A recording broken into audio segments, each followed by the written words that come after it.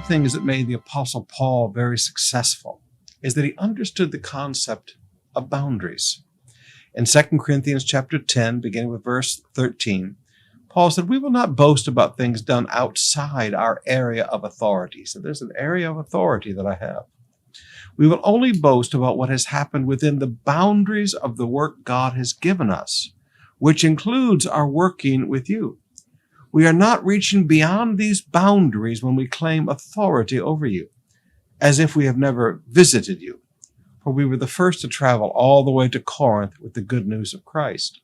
So Paul said, there are some boundaries. He said, my ministry has some boundaries. Now, that's a strange thing to say for a man who evangelized the Roman world. But think of the boundaries that he lived with. He recognized that he was called to the Gentiles. 1 Timothy 2, verse 7, "I have been chosen as a preacher and apostle to teach the Gentiles this message about faith and truth." I'm not exaggerating, just telling the truth. He said, that's who I am. I'm an apostle to the Gentiles. I may be a Jew, and I may not fit into your culture, and you can get all nationalistic with me, or you can get all regionalistic with me, or you can get all whatever with me. But he said, the boundaries that I have first are, I'm called to the Gentiles.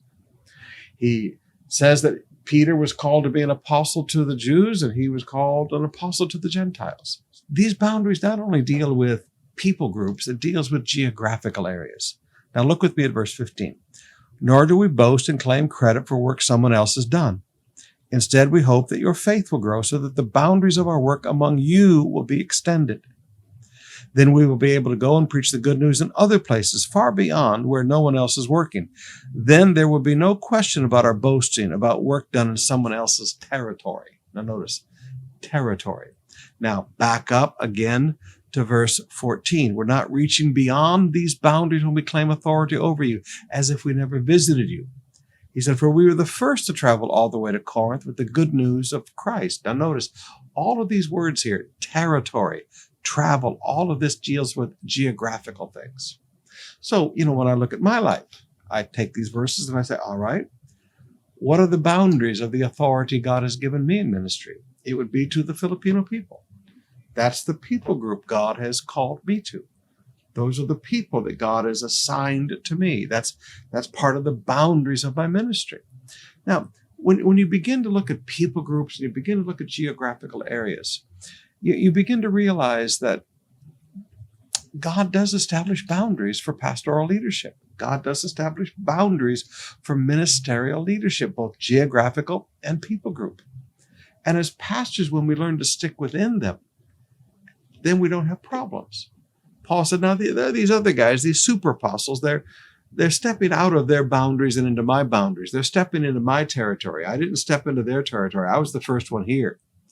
So Paul said, one of the things that causes conflict in spiritual leadership, among spiritual leadership, would be people who don't understand the concept of boundaries. But there's an even more beautiful truth here. 2 Corinthians chapter 10, verse 15 again. He said, "We hope your faith will grow so that the boundaries of our work among you will be extended." Even what we are allowed by God to accomplish in people's lives, those boundaries are set. This is what you can do in somebody's life as a pastor.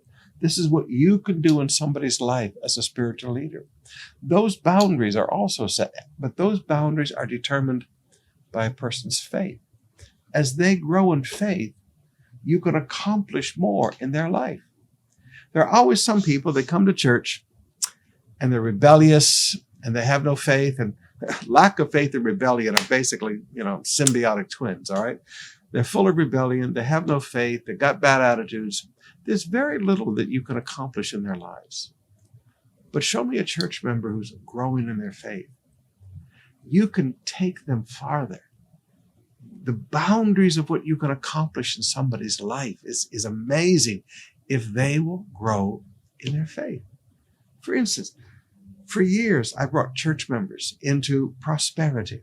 I've seen an ability to help them grow their businesses and build their house and lots and have an inheritance for their children's children. Why? Because their faith has grown to that.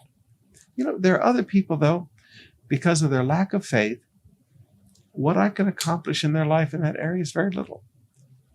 There are those that grow in their faith and healing, and the boundaries of my work in their life to minister healing and miracles in their life have just been expanded. So please, rather than look at the preacher as a source, look at your faith as what opens the door for what ministry can happen in your life.